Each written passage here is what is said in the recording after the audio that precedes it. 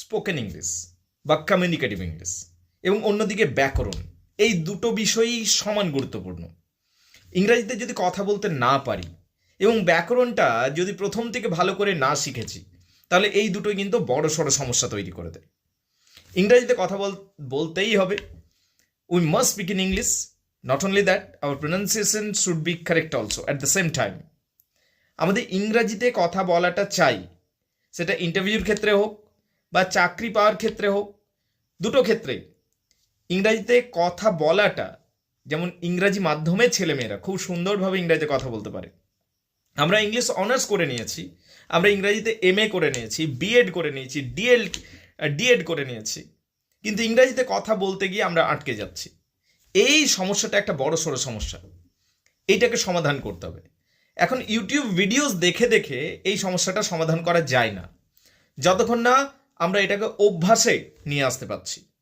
তাই ইংরাজিতে কথা বলাটা এবং অভ্যাস করাটা গুরুত্বপূর্ণ। We need to practice guys, you have to practice. এবং তার সাথে সাথে গ্রামারের ব্যাপারটা, ইংরাজি গ্রামারটাকে ভেঙে ভেঙে শিখতে হবে। ইংরাজি গ্রামারের ব্যাপারটা এবার কি হয়, বিভিন্ন ছাত্রছাত্রীদের বিভিন্ন রকম হয়ে থাকে। বাইরের মানুষ কীভাবে, যারা ইংলিশ অনার্স করছে তারা বোধ হয় গ্রামারে পণ্ডিত হয়ে আছে এবং ইংরাজিতে দারুণ কথা বলতে পারে, কিন্তু অদ্ভুত বিষয়, এই দুটো বিষয়ই আমরা পারি না।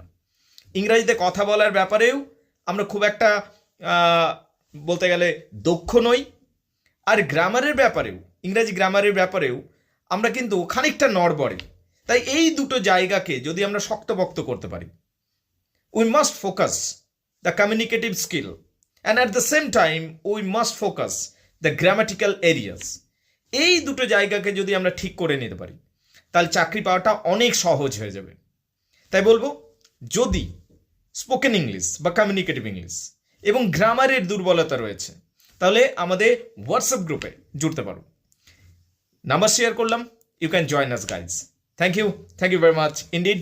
আমাদের ব্যাচ শুরু হচ্ছে অনেক তাড়াতাড়ি, যদি চাও আজই জুড়তে পারো। Thank you very much indeed guys.